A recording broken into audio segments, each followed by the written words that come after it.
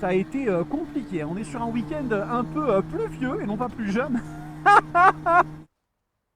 Ça y est, ils sont arrivés. Bonjour tout le monde, j'espère que vous allez extrêmement bien. On se retrouve à nouveau pour un petit essai. Oui, la semaine dernière, j'avais fait une petite pause. On avait fait le top 10 des motos Ducati les plus folles. Et on revient pour parler d'une moto, ma foi, assez intéressante. On a quelque chose d'assez sympa avec nous aujourd'hui. Il s'agit de la Honda CB1000R Black Edition, qui est ni plus ni moins que l'interprétation du gros roadster chez le plus gros constructeur de motos au monde. Ah, et oui, ça vous le saviez pas. Donc, on commence comme d'habitude par les remerciements et nous allons accorder eh bien un énorme thank you à nos amis de chez Moto91, Marc, Joël, Robin et tous leurs comparses pour nous avoir prêté ce superbe véhicule. Donc ils sont à Athis-Mons, c'est la 4e, 5e fois qu'on travaille avec eux je crois, et à chaque fois eh bien c'est un franc succès. Donc voilà, les motos Honda ça vous plaît et ça ne m'étonne pas, la marque est extrêmement qualitative et très diversifiée sur ses véhicules. Vous avez un peu de tout. Jusqu'à il y a quelques années, Honda c'était plutôt quand même le côté cool, contrôle, voilà, machine assez simple d'utilisation, très intuitive. C'est vrai que depuis la sortie de la dernière CBR 1000RR à 217 chevaux, le Total Control, bon, voilà, ils se sont un petit peu dynamisés. Bref, toujours est-il que n'hésitez pas à aller les voir, ils sont extrêmement cool. Et on va donc aujourd'hui aborder une machine un peu particulière parce que la CB 1000R, c'est pas une moto qui a déjà eu un énorme succès commercial, surtout depuis qu'elle est sortie dans cette nouvelle version. Et on peut se poser légitimement la question du qu'est-ce qui fait que? Est-ce que c'est une moto qui n'en vaut pas le coup? Est-ce que c'est une moto qui a certains défauts? Ou est-ce qu'au contraire, c'est juste un petit bijou méconnu? Je vous propose qu'on essaye de voir ça maintenant. Vous le savez, on fait un nouveau format maintenant des essais. On mélange le statique et le dynamique. Ça a l'air de vous avoir plu de façon unanime, donc on va continuer. Aujourd'hui, je vais juste faire un tout petit changement. 3 fois rien, vous allez voir, on va inverser 2 catégories de caractéristiques de la moto qu'on regarde. Ça va être exactement la même chose. Merci. L'abonnement à la chaîne, c'est important, je sais que je vous tanne avec ça, mais il faut vraiment pas relâcher nos efforts. Et surtout le nouveau petit statut Roadstars Hornet dans les petits abonnements que vous pouvez souscrire, qui vous permet d'avoir les vidéos 24 heures en avant-première. Ça aura été le cas pour celle-là. Donc voilà, si ça vous tente et que vous pouvez le faire, ce sera avec un grand plaisir, je vous en remercie. Donc, la CB1000R, c'est une machine qui est apparue pour la première fois en 2008 chez Honda. J'avais 18 ans, j'étais fringant. Que le temps passe. Donc, c'était déjà à l'époque donc l'interprétation du gros roadster façon constructeur ailé. On faisait 123 chevaux, mais surtout une machine qui avait un look assez sympa quand même. Elle était magnifique cette moto. J'en avais possédé une, j'en avais roulé une pendant les premiers mois de mon permis moto, en location d'ailleurs, chez Darcos, avenue de la Grande Armée, si mes souvenirs sont corrects. Et c'était une bécane extrêmement chouette dans l'affiliation Honda, c'est-à-dire vraiment très agréable à utiliser, simple. Voilà, on se faisait pas déborder par la puissance, d'autant qu'à l'époque c'était bridé, on était en 106 chevaux maximum. C'était déjà pas la plus puissante, clairement. On avait la Tuono 1000R qui sortait plus de 140 bourrins. L'année d'après, il y a eu la Street Fighter 1098 qui est arrivée, qui en faisait 155. Et même chez les Japonais, que ce soit la FZ1 ou la Z1000, on était au-dessus. Mais c'était un bon compromis et ça permettait déjà quand même de se faire sacrément plaisir au-dessus un petit peu d'une bécane comme la Hornet qui faisait à peu près la même puissance en bridé, mais avec plus de couple, donc plus agréable à utiliser au quotidien. Ils ont gardé cette recette pendant de nombreuses années, jusqu'en 2016. Puis la CB1000R a disparu de la circulation et elle est réapparue 2 ans plus tard en tant que nouvelle CB1000R et ils ont inauguré pour le coup un nouveau style qui s'appelle le Neo Sport Café. Buvez un café en étant sport mais nouveau. Comprends pas ce que les marketeurs avaient sifflé comme ligne de sucre à ce moment-là. Toujours est-il que ça a donné naissance quand même à des machines avec ce style-là. Donc la CB650R, la CB125R ont également cette filiation en termes d'apparence. Et c'est le cas de celle-ci aussi qui arrive dans cette version Black Edition particulière. Bon, vous allez voir que c'est pas non plus complètement différent de la CB1000R standard, mais on va voir ça ensemble. Et on va maintenant passer au look de la machine. Première catégorie, vous le savez, c'est habituel maintenant. Et cette moto, eh ben, elle est belle. Moi, je trouve qu'elle est très jolie, cette CB1000R. En tout cas, comme vous le savez, les goûts et les couleurs, les apparences, c'est un truc. Mais sur la finition, c'est quasi du triomphe. Franchement, je suis impressionné à quel point cette machine, elle fait bien fini premium. J'adore ce petit capot de selle qui est spécifique à la version Black Edition. Magnifique, avec, regardez, ce biton qui est très joli. Le petit support de plaque ici qui vient lécher la roue, le monobras hyper beau. La Black Edition a la particularité d'être complètement noire, donc moi je trouve ça très chouette. On a ici des espèces de petites sections comme coupées à la disqueuse sur le moteur, ça donne des petits éléments comme ça gris mat qui sont très beaux. Franchement, j'ai rien à dire, cette machine est très belle. La face avant, bon, je suis un petit peu moins fan, ça fait les phares ronds en règle générale, ça m'appelle un peu moins, mais voilà, c'est une moto qui est bien fini, je n'ai rien à dire là-dessus. La CB 1000R est une jolie moto. Maintenant, on ne va pas passer au moteur, mais à la position de conduite. C'est là que je voulais faire un petit changement supplémentaire sur les essais. Je veux d'abord parler de tout ce qui est aspect pratique avant de me lancer sur les trucs qui font kiffer comme le moteur. Donc si vous le permettez, on va monter sur la moto. Si vous le permettez pas, c'est exactement le même tarif. Je m'avance un petit peu, vous le savez, il faut que vous puissiez me voir. Bon, là on voit mes jambes à peu près, pas idéal, mais voilà. Donc en termes de position de conduite, on est sur une machine qui fait 830 mm de hauteur, donc j'ai pas les jambes extrêmement dépliées, j'ai quand même encore un petit peu de garde là, mais c'est pas non plus la moto la plus basse du monde. Si vous mesurez moins d'1m70, ça risque peut-être d'être un poil complexe où vous serez vraiment sur la pointe des pieds. En termes de position, c'est pas parfaitement droit. C'est pas la version habituelle de ce qu'on connaît chez Honda où on est vraiment hyper à l'aise. Là, on va quand même chercher un petit peu de sportivité vers l'avant. Rassurez-vous, le lumbago ne vous guettera pas et vous n'allez pas vous faire installer des prothèses aux poignets de main. Et en termes de jambes, c'est un petit peu replié quand même. On sent qu'on a un petit peu de garde au sol qu'on peut attaquer avec la moto. Elle va pas dès le début commencer à frotter les repose-pieds. Donc ça, c'est très très cool. La selle est assez moelleuse, je dirais, dans la moyenne, hein. Je vais pas m'éclater le fessier au bout de 20 km, mais faire un Paris-Marseille avec ça, ça risque pas non plus d'être hyper agréable. Et le poste de conduite est très naturel, comme le serait un roadster à vocation un peu sportive. Donc j'aime bien, là-dessus, j'ai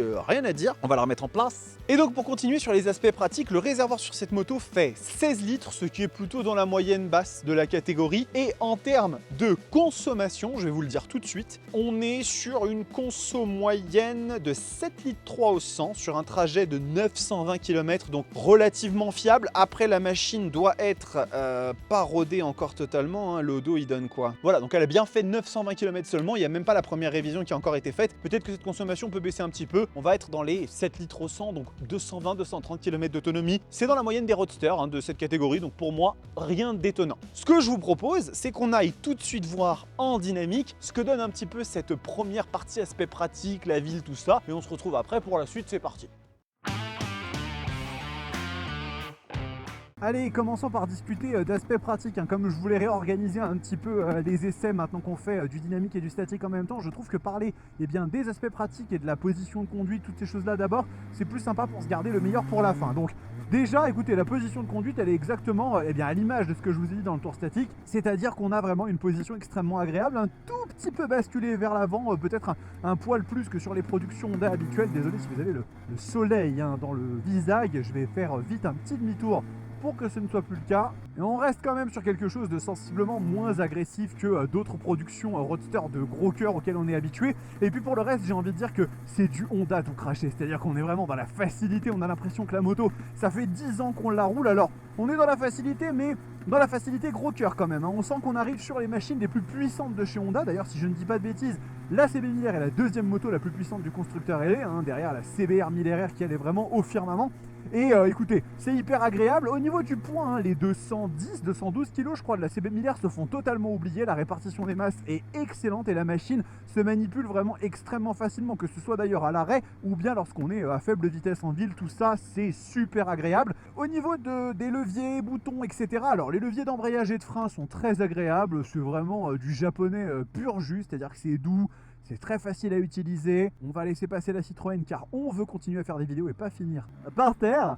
Et tout se fait très bien, encore une fois le soleil. Concernant les commodos de la machine, il faut s'y faire un petit peu parce que vous voyez, il y a pas mal de petits boutons et les arêtes de ces derniers font que c'est pas tout à fait évident à y accéder. Pour une fois qu'on s'est habitué, ça se fait bien. C'est surtout en fait les clignotants hein, qui sont difficiles à aller chercher. Les warnings sont à gauche, donc ça c'est très bon point. Hein. À droite, regardez, il n'y a qu'une seule chose, démarreur. Parfait, j'adore. Bien évidemment, hein, sur les motos plus technologiques, il faut trouver de l'espace pour les mettre, donc il n'y a pas 150 secrets. Mais là, ça marche très bien, d'autant que comme on n'a pas de régulateur de vitesse sur cette moto, et ben on n'a pas besoin de s'encombrer avec ce genre d'artifice. Le passage de vitesse se fait très bien, c'est très doux. D'ailleurs, une chose dont je parle pas souvent dans mes essais, je vais le faire, le moteur en ville se trouve être extrêmement agréable, onctueux, rond, comme un 4 cylindres en ligne, rempli de cylindrées, c'est le faire. C'est vraiment hyper facile, intuitif, agréable de se balader avec une CB 1000R en ville. Elle passerait pour une petite 600 sans aucun problème. Donc ça là-dessus, on est très bien. Et voilà, après écoutez, pour finir le tour du poste de conduite, on va parler vite fait de l'écran. Il est extrêmement agréable à utiliser, je l'aime beaucoup cet écran. Il a rien de fou, il a vraiment rien de fou, mais il est beau, il est moderne, enfin voilà, il est agréable à utiliser, il est très lisible. En plus, il a 4 petits types d'affichage différents, donc c'est super cool, on en parlera dans la technologie. Non, vraiment pour le coup, j'ai rien à dire là-dessus. Et puis concernant les rétroviseurs, ils sont impeccables, rien à rajouter, ils ne vibrent pas, ils ne tremblent pas, ils offrent un bel angle de visibilité, ils sont bien ajustables. Donc la CB1000R vous offre vraiment un poste de pilotage qui est de très grande classe, et moi j'ai rien à dire là-dessus. Pour qui recherche l'expérience roadster sans être dans une attaque ultra prononcée, ultra agressive, mais quand même avec ce petit soupçon de sportivité, parce que je sens que je peux y aller, franchement c'est topissime, la selle est agréable, rien à dire. Ah, petite Z650, si je ne m'amuse. Je vais profiter rapidement du fait d'aller sur voie un petit peu rapide pour vous parler de la protection au vent. Alors, bien évidemment, vous devez vous en douter, la protection au vent de la CB1000R n'est définitivement pas des meilleures. Comme vous le voyez, je n'ai absolument aucune tête de fourche, aucune bulle qui viendrait un petit peu me protéger. Franchement, moi, je le vis pas comme un problème, parce qu'un roadster, pour moi, ça reste une moto un peu virile, qui vous en met un peu plein la gueule. Et c'est aussi ça qui est intéressant, c'est que quand vous roulez avec, vu que vous n'avez pas de protection au vent, comme ça serait le cas sur une hyper sportive, sur une sport GT, vous ressentez plus facilement la vitesse, et donc vous êtes moins tenté de tourner la poignée et de vous retrouver très rapidement en garde à vue. Vous savez comment ça finit. Voilà, c'était un petit aparté sur le roulage en voie rapide, on va dire. Rien d'extraordinaire à signaler, même si moi je me vois bien faire une centaine de bornes à bord de cette moto, parce que je suis bien installé, je suis confort. La seule chose qui manque, c'est le régulateur de vitesse. Encore une fois, on en parlera dans la partie technologie, mais pour le reste, elle fait un très bon taf, il n'y a pas de problème. En ce qui concerne la chauffe du moteur, écoutez, j'ai pas beaucoup roulé avec la machine encore, mais j'ai pas l'impression qu'elle chauffe beaucoup cette moto. J'ai vraiment la sensation que ça reste quand même très mesuré et contenu. Et puis en règle générale, je n'ai jamais vraiment eu à me plaindre des productions Honda à ce niveau-là. Ça reste des motos avec des niveaux, on va dire, de calories très mesurés. Donc franchement, il fait pas très chaud non plus actuellement, mais pas non plus hyper froid. Donc je devrais pouvoir vous le dire, j'ai rien remarqué d'outre mesure là-dessus. Ça reste tout à fait gérable. Finalement, je vais pas trop pouvoir vous parler de la conduite passager sur la CB1000R, parce que en fait, la Black Edition, ou tout du moins celle que Moto91 m'ont prêtée, a une monoplace. Elle est sur un capot de selle. Donc malheureusement, je vais pas pouvoir vous dire si le passager est bien installé dessus ou pas. Connaissant Honda, à mon avis, le travail n'a pas été fait à moitié, et c'est peut-être un des roadsters sur lequel vous serez le plus agréablement à l'aise avec quelqu'un derrière vous, sur des machines avec des prétentions dynamiques un peu élevées, parce que c'est comme ça qu'Honda fonctionne. Donc ils savent toujours un peu ménager, faire du compromis, sauf sur la CBR1000R, mais ça c'est une autre histoire. Mais voilà, je pense que vous ne devriez pas avoir à vous inquiéter. Donc, concernant la position de conduite, les aspects pratiques, la ville, etc., cette moto elle est super top, franchement il n'y a rien à dire. Même si elle fait 1000 cm3, même si elle fait 145 chevaux, elle n'est pas effrayante pour un sou, elle est agréable, elle fait assez valorisante sans pour autant être ultra tape à l'œil. Bref, c'est une très bonne recette à ce niveau-là, je n'ai rien à dire. Bon, déjà, premier bon point, elle se débrouille tout à fait correctement en ville, ça, il n'y a aucun problème. On est bien installé, ça relativement léger, malgré le poids, on va en parler après dans la partie cycle. Franchement, j'ai rien à dire pour le moment. Maintenant, on va passer au moteur. C'est là qu'on a fait la petite inversion, pour le reste, après, ce sera exactement pareil. Donc, sur cette machine, nous avons un 4 cylindres en ligne de 1000 cm3 dérivé de la CBR 1000R, donc la sportive de 2017. C'est pas la nouvelle, c'est la Fireblade ancien temps. On a ici 145 chevaux, un peu plus de 100 Nm de couple, donc c'est une machine qui se situe dans la moyenne des roadsters un petit peu sportifs, de ceux qui commencent déjà à sortir un petit peu le poil aux pattes. On n'est pas au niveau des hyper roadsters, mais on est quand même au-dessus de la MT-09, de la Street Triple 765. On est dans cette catégorie-là. Écoutez, je pense qu'il n'y a pas 150 façons de dire les choses. On va tout de suite voir en dynamique ce que donne ce moulin, puis on revient pour faire le débrief. Allez, on va embarquer sur la partie moteur maintenant de cette présentation de la CB1000R, et je vais tout d'abord vous faire écouter le moteur de cette machine, et croyez-moi, vous allez avoir une sacrée surprise. C'est un échappement d'origine, on est d'accord? Écoutez le son de cette machine. Je suis hyper impressionné. Allez, on va voir ce que ça donne sur la route. Allez, maintenant que vous avez entendu le moteur, on va voir un petit peu ce qu'il donne concrètement. Je vous le rappelle, 1000 cm3, 145 chevaux. Donc normalement, ça va pas tirer aussi fort qu'une Super Duke ou une Tuono, mais méfiance quand même, je suis en mode user le plus énervé de tous. Et on y va. Ah non, ah non, ah non, je suis désolé. Ah non, je suis désolé. Ah non, je suis désolé, c'est un petit peu énervé quand même l'histoire là. Ah, ce moteur il a une petite santé, hein. Ce moteur il a une petite santé, laissez-moi vous le dire. Ah non, c'est... Puis alors la sonorité est extrêmement agréable, hein. C'est vraiment, vraiment super chouette. Vous entendez, dès qu'on relâche le...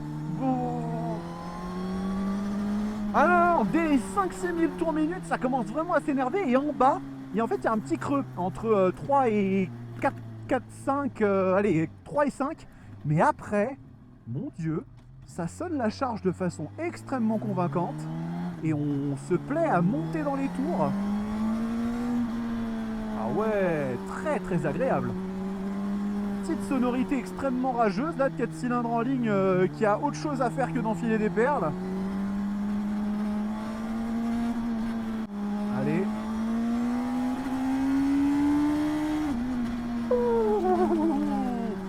Il a un petit chant sympathique ce moteur, hein. En dehors d'avoir une vie, une santé vraiment assez impressionnante. Ah ouais, j'aime beaucoup, beaucoup, hein. Franchement, 145 chevaux, bah là je dis suffisant. Tout à fait suffisant, et suffisant pas juste parce que ouais, c'est suffisant, c'est bien, c'est cool. Non, non, suffisant parce que ça donne des sensations, vraiment. Ah, je suis vraiment impressionné, hein. C'est rageur. Voilà, bien évidemment, je suis à 8000 tours, donc mais là, je tourne la poignée, je peux pas y aller à fond, hein, sinon je me fais très peur, hein. Petit soleil, quand tu apparais pendant l'essai de la CB 1000R. Ah non, non, non, le 4 cylindres en ligne de la CB 1000R, il est très très sympa, hein. Franchement, j'avais entendu des trucs dans la presse comme quoi le moteur était un peu mollasson, mais vous êtes complètement déglingué de la tête, hein. Faut arrêter d'essayer des motos en les mettant à l'aune d'hyper roadsters qui font 200 bourrins, hein. Cette moto, en termes d'adrénaline, elle est déjà plus que largement suffisante pour la très grande majorité des gens, hein. Mais vraiment, vraiment, hein. Même moi, vous me dites, ouais, vas-y, on te prête une CB 1000R pendant 4-5 mois et tu t'en contentes entre guillemets, mais je m'en contente bien, hein. Mais vraiment je m'en contente bien, hein. Oh, vous me pardonnerez, je m'en remets une petite lichette parce que c'est assez jouissif. On a un petit coup de shifter. Ah ouais. Ah, il est bien, il est bien, il est bien, il est bien. Ah, il est bien, ah, il est bon ce moteur, ah, il est bon, on aime bien. Ah non, franchement, je vous le dis, ce moteur de la CB 1000R, c'est définitivement pas le truc sur lequel vous devez vous inquiéter. Il fait extrêmement bien son travail. Sacrément bon ce moteur, hein, vous avez pu le voir par vous-même. La sonorité hyper chouette, hein, vraiment sur un pot d'origine, je trouve ça bluffant ce que Honda ils ont réussi à faire. Et il y a de la hargue, il y a du couple, ça monte dans les tours, il y a un tout petit trou entre 3 et 5 000. Pour le reste, c'est du tout bon pour la catégorie où on est. Je trouve que ça marche nickel. Partie cycle maintenant, il y a des trucs intéressants à discuter, notamment le châssis. C'est un cadre mono backbone en acier. Alors acier, pas aluminium, ça bon, ça fait un peu chagrin parce que du coup le poids va s'en ressentir. Mais le backbone, c'est une structure qu'on n'avait jamais eue sur la chaîne encore. C'est une sorte de colonne vertébrale qui parcourt la moto, qui relie les deux éléments de suspension et sur lequel les divers éléments du cadre et le moteur vont venir se fixer. Et c'est quelque chose qu'il n'y avait pas encore eu sur la chaîne. Alors a priori, c'est un petit peu plus chewing-gum entre guillemets que du double longeron aluminium ou quoi. On verra vraiment si en roulant et en dynamique ce sera le cas. En ce qui concerne la fourche, c'est une Showa SFF BP, hein, donc un élément dans une moyenne un peu haute, on va dire en termes de qualité. Il est réglable. Les étriers de frein, c'est du Tokiko radial 4 pistons, du RIT caoutchouc, donc ça ce serait bien qu'on fasse un petit peu d'aviation s'il vous plaît monsieur Honda. Rien d'extraordinaire à ce niveau là, encore une fois il faudra voir comment ça se comporte. C'est une moto un peu lourde dans sa catégorie, hein. Elle fait 212 kg si je ne dis pas de bêtises, donc voilà, c'est pas forcément la plus ballerine de toutes. Après si les masses sont bien réparties et que ça se comporte bien à ce niveau là, pas vraiment de souci à se faire. Qu'est-ce qu'on fait maintenant? Eh ben on y va, on va voir ce que ça donne en dynamique. Allez, petite partie cycle, là on arrive dans le vif du sujet. Je fais quand même attention parce que les routes ne sont pas totalement sèches. J'ai profité d'un moment où il ne pleuvait pas. Ça a été compliqué. On est sur un week-end un peu pluvieux et non pas plus jeune. Pour tester cette moto, donc je fais comme je peux et non pas comme je veux. Là vous voyez, regardez, ça mouille un petit peu, ça mouille le pied comme disait la dame du lac. D'habitude ça mouille pas le pied et très très bon pour le moment, hein. Franchement les 210-212 kg de la moto, ah, je les sens pas tellement, hein. C'est très agile, ça se manie très très bien. Il y a des motos sur lesquelles je l'ai vachement plus ressenti le poids. Là, je trouve que le comportement reste bien neutre, bien stable. On sent quand on est sur l'angle qu'il y a un petit peu de flottement parce que c'est pas non plus une fourche all-ins, mon cul m'habite, pardonnez-moi l'expression. Voilà, mais ça fait quand même un très bon boulot. Et en plus de ça, cette fourche, ce qu'elle a pour elle, c'est qu'elle offre un très très bon compromis en termes d'absorption des aspérités, un petit peu de confort sur la route. Et c'est aussi ce qu'on lui demande à cette CB 1000R. Elle se veut pas être la plus radicale, la plus énervée, la plus ultime, hein. C'est un compromis à vocation très sport quand même, hein, parce qu'elle est énervée, hein. Mais voilà, je trouve que ça marche bien, ça marche très très bien. Ah oui, ce petit moteur, vous l'avez déjà vu tout à l'heure, mais oh là là là là là là. Alors, maintenant que j'ai personne derrière moi, regardons un petit peu le freinage. Ah, avec le petit freinage d'urgence. Bon, c'est pas extraordinaire, j'avoue, j'ai déjà eu des trucs un petit peu plus énervés à ce niveau-là. Mais c'est quand même suffisant. Pour le rythme auquel vous pouvez... Pourquoi j'ai fait klaxon ? Au rythme auquel vous pouvez prétendre rouler avec une CB 1000R, même bien au-dessus, franchement, je pense que ça marche très très bien. Moi, j'ai juste un peu plus de mal, vous savez, avec les freins qui manquent un peu d'attaque. De mordant immédiat. Mais franchement, non, ça se fait très très bien. Vous voyez, je déclenche le freinage d'urgence à chaque fois. Donc, c'est que la puissance d'arrêt est quand même suffisante. Et je fais quand même attention. Là, le mouillé, ça me fait un peu peur, hein. Des fois, il y a des hydrocarbures au sol. Vous connaissez les hydrocarbures. Et là, voilà. Ah, c'est bien, la petite jetée juste. Non, elle est. Voilà, là vous voyez, je l'ai senti un petit peu pas se désunir, mais être un petit peu moins rail dès que ça se dégrade un petit peu. C'est pas parfait, c'est pas comme une brutale, une Street Fighter, etc. Mais ça reste quand même tout à fait suffisant. Moi, j'ai pas à me plaindre vraiment de cette moto en ce qui concerne la partie cycle. Elle est à la hauteur de son moteur, je dirais. Franchement, pour un moteur de 145 chevaux, la partie cycle de la CB 1000R, elle est tout à fait satisfaisante. Je reste en confiance quand même. Je suis pas inquiété outre mesure. Qu'est-ce qui arrive ? Là, c'était une petite F900R, si je ne dis pas de bêtises, chez nos amis BMW. Non, regardez, franchement, je penche donc je suis, aucun problème, je me fais pas déborder par la moto, je me fais jamais emporter au niveau du poids, quoi, du centre de gravité. Non, franchement, ça me donne parfaite satisfaction, cette CB 1000R en termes de partie cycle, elle fait un très très bon travail. Mais encore une fois, je suis pas du tout déçu. Cette machine est agile, elle se manie plutôt bien, elle met en confiance sur l'angle, même si c'est un petit peu flottant quand vraiment on commence à y aller, mais j'ai envie de dire que même à un rythme enjoué, on se fera pas peur, ça reste du très bon. Le freinage, je suis un petit peu moins optimiste, mais c'est vrai que c'est pas non plus un hyper roadster, donc ça va avec, on va dire. On va finir avec la technologie de la CB 1000R et on va commencer par ce petit tableau de bord qui est extrêmement sympathique à mon sens. C'est celui qu'on a retrouvé sur la Hornet. Très joli, 4 modes d'affichage, lisible avec toutes les informations. Sur ce genre de moto, hein, on a ce qu'il faut, hein, jauge à essence, on a les warnings, tout ça, c'est au rendez-vous, il n'y a aucun problème. Pas de démarrage sans clé, mais bon, il ne faut pas pousser mémé dans les orties non plus quand même. Et ensuite, on va avoir 4 modes de conduite, dont un user qui est paramétrable. On a du contrôle de traction, on a du contrôle de frein moteur, on a un quick shifter up and down, de la connectivité smartphone comme c'est l'habitude maintenant en Bluetooth, une petite prise USB sous la selle et c'est tout. Par contre, pas de régulateur de vitesse sur cette machine, un petit peu dommage. Après, le package reste dans la moyenne, plutôt dans la moyenne basse quand même, parce qu'il y a des motos qui en font sensiblement plus. Et là, je vous propose qu'on refasse un petit interlude dynamique pour voir comment cette techno elle se met en place en roulant. Et puis on revient pour le prix, la conclusion, tout ça, tout ça. Allez, on reprend une médias res de la partie cycle pour enchaîner sur la technologie dont je vais rapidement vous parler de 2-3 trucs. Déjà le shifter, le quick shifter up and down, qui est plutôt agréable. Il est un tout petit peu ferme, mais vraiment vous le sentez quoi. Quand vous le passez, vous sentez un petit clic, mais ça reste tout à fait utilisable, tout à fait agréable. C'est pas comme celui de la SMT, je crois, où je m'étais pété le pied. Non, vraiment, là il est tout à fait agréable, ce petit quick shifter haut et bas.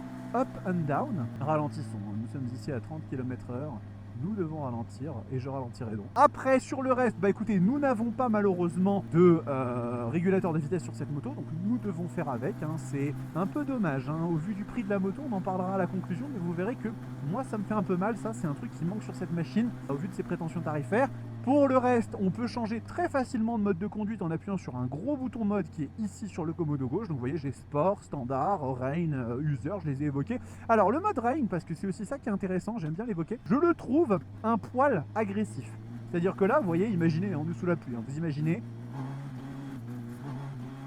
c'est peut-être un peu too much. Je sais pas ce qu'ont les constructeurs en ce moment à me faire des modes pluie qui sont extrêmement réactifs à la poignée. Alors bien évidemment, hein, le contrôle de traction est à balle, il n'y a pas de problème. Mais je trouve quand même qu'il y a de quoi se faire peur. Et en fait, au-delà de la réalité concrète de ce qui peut se passer avec la moto si vous tournez la poignée trop fort parce qu'elle va vous protéger, il n'y a pas de souci. C'est surtout le sentiment psychologique, salut à toi ami motard, de ce que vous pouvez ressentir quand vous roulez sous la pluie avec une moto sur laquelle la poignée est aussi réactive. C'est ça qui m'embête moi un petit peu, c'est qu'en fait là je suis en train de rouler, je suis en seconde et puis je tourne la poignée et je vois que la moto elle s'emballe très très vite et du coup ça ne me met pas en confiance pour rouler tranquillement, dira-t-on. Oh là ça va être compliqué, attendez. Ah, notre Seigneur est parmi nous et il nous aveugle de sa présence. Voilà, donc comme je disais, c'est plus une question de psychologie, de se dire moi je me sens pas à l'aise de rouler comme ça avec une moto qui... Vous voyez, ça... Et comme le bruit du moteur aussi est extrêmement convaincant et du coup en fait vous donne tout de suite la sensation que la moto elle est en train de s'énerver, voilà, c'est un petit truc moi qui me gêne un peu. Pour le reste, j'avoue que en termes de technologie elle est bien dotée, hein. Encore une fois on comparera à l'aune du prix qu'elle coûte et des concurrentes, mais elle fait un très très bon boulot là-dessus, il n'y a pas de souci. Manquerait juste un petit régulateur de vitesse s'il vous plaît Honda, ce serait gentil. Alors, comme vous le voyez, la techno de la CB1000R, ça se passe plutôt bien, c'est intuitif, c'est facile à utiliser et ça marche assez efficacement. Par contre, tout ça, c'est fonction du prix de la moto. C'est-à-dire, est-ce que cette proposition offre un bon ratio qualité-prix ou pas? Bah, c'est là que ça va commencer à faire un petit peu mal. Parce que, en fait, la CB1000R, c'est une machine qui vaut assez cher. 14 999 €, 15 000 €, bon voilà. Déjà, c'est une somme d'argent, hein. Si vous allez dans votre supermarché préféré et que vous voyez un paquet de céréales à 15 000 €, vous allez vous dire, c'est un peu de sous, tout à fait. Mais c'est surtout à comparer avec la concurrence et ce qu'elle fait. Et bah, c'est ce qu'on va faire. On va parler de la concurrence, des machines qu'on peut mettre en face d'une CB1000R. Et comme on avait fait déjà à plusieurs reprises, je vais vous parler de deux motos contemporaines et d'une moto occasion qui pourra aussi être sympa pour les gens qui n'ont pas forcément le budget. On va commencer avec une concitoyenne du pays du soleil levant, la Suzuki GSX-S 1000. Maintenant que je me suis habitué à dire le nom, ça passe beaucoup plus facilement. C'est la concurrente directe de la CB1000R. Il n'y a même pas de discussion à avoir. On est sur une machine avec quasiment la même fiche technique. 152 chevaux, moteur 1000 cm3, 4 cylindres en ligne dérivée d'une hyper sportive, la GSX-R 1000 de 2005 à 2008. J'ai réussi à le dire jusqu'au bout. La techno c'est quasiment la même, hein. Il y a du contrôle de traction, mode de conduite, quick shifter up and down, il n'y a pas de régulateur de vitesse, c'est quasiment la même machine, mais attention quand même, on a une machine qui est sensiblement plus sportive parce que le châssis de cette moto, il est ultra précis. On a un freinage qui est autrement plus violent, c'est des étriers Brembo qui marchent vraiment bien. Et surtout là où le bas blesse, c'est que la moto coûte 1 500 € de moins que la CB1000R. 13 500 € pour la GSX-S 1000. Alors, on peut le mettre sur l'aune de le moteur qui est un peu plus ancien, donc peut-être un peu moins moderne. L'écran qui fait plus ancien aussi parce qu'il n'est pas aussi bon que celui-là. Le look de la moto, les finitions, bon, c'est vrai que moi je déteste la gueule de la GSX-S 1000, je la trouve hideuse, on dirait un Terminator qui a été raté. Il y a un certain nombre de choses qui font que on pourrait préférer la CB1000R et peut-être aussi pour son côté un peu plus compromis, un petit peu plus facile à vivre au quotidien que la GSX-S 1000 qui est un petit peu plus énervée, mais le prix ça joue quand même, donc à vous de voir. Je dis pas qu'elle perd totalement la bataille, mais c'est quand même un peu complexe avec 1 500 € de différence. Ensuite, nous allons partir en Italie parce que y a une autre concurrente qui attend là-bas sagement, enfin sagement, ça dépend comment vous prenez les choses, c'est la Ducati Street Fighter V2. Alors, la Street Fighter V2, c'est un positionnement totalement différent. Là, on va se dire que le problème, c'est pas l'argent, c'est plutôt que vous voulez pas monter dans les chevaux démesurés des hyper roadsters. Street Fighter V2, c'est vraiment fait pour vous. On a 153 chevaux dans un bicylindre qui est celui de la Panigale V2, donc c'est quand même du sacré moule bif.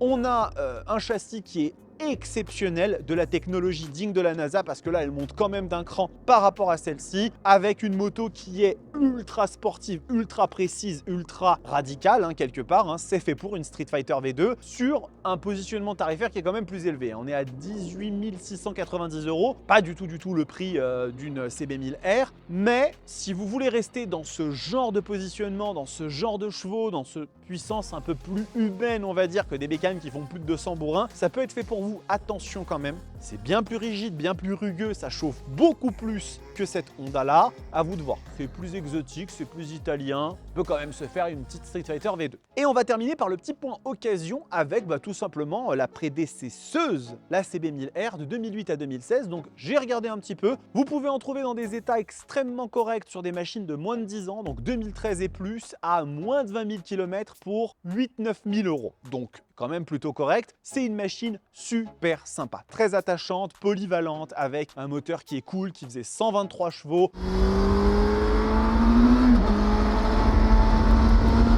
Très joli monobras, le petit Shuriken là il était magnifique, j'avais passé un excellent moment avec cette moto. La face avant qui était assez originale et qui a inspiré finalement celle de la dernière génération de Hornet 4 cylindres. Je trouve la CB1000R 2008-2016, la première génération, très cool. Si vous n'avez pas le budget pour celle-ci et que vous voulez quelque chose qui est exactement dans le même esprit, ça marche très bien. Faites attention quand même, les motos peuvent être bridées en 106 chevaux si elles n'ont pas été mises en full. Donc ça c'est quelque chose d'important à savoir. Il me semble que tous les modèles avaient l'ABS, donc elles sont toutes débridables, mais il faut voir à quel coût et si ça a déjà été fait ou pas. En tout cas, ça peut quand même se faire sans aucun problème. On arrive à la conclusion de cette vidéo et pour le coup, je ne vais pas la faire en dynamique. Je vais changer comme ça de temps en temps, c'est pas mal. La CB1000R, c'est une moto qui est très cool. Franchement, j'ai passé un super bon moment. On a un moteur qui est vivant, un châssis qui est plutôt joueur malgré le poids, de la techno qui est cool, une finition qui est à tomber, une machine qui passe un peu plus inaperçue que d'autres bécanes très tape à l'œil. Si vous aimez ce côté un petit peu moins ultra flashy, c'est super chouette. Par contre, effectivement, c'est une bécane qui coûte un peu cher pour ce que c'est. 15 000 €, je trouve que c'est un peu raide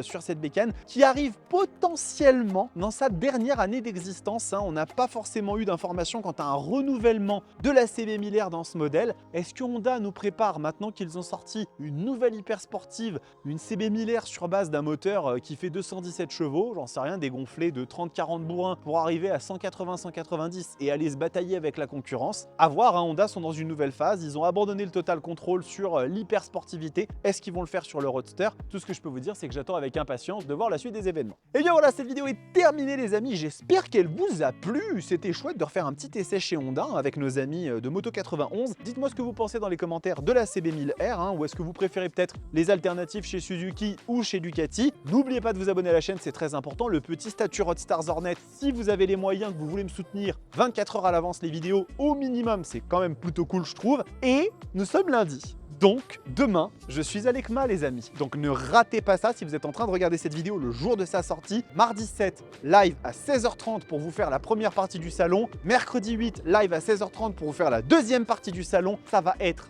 de la folie. Pendant 2 jours, je vais vous inonder de shorts, je vais vous inonder de contenu. Ça va être malade, c'est l'ECMA, c'est le plus grand salon de moto au monde. On va kiffer. En attendant, prenez soin de vous, kiffez vos motos. Ciao!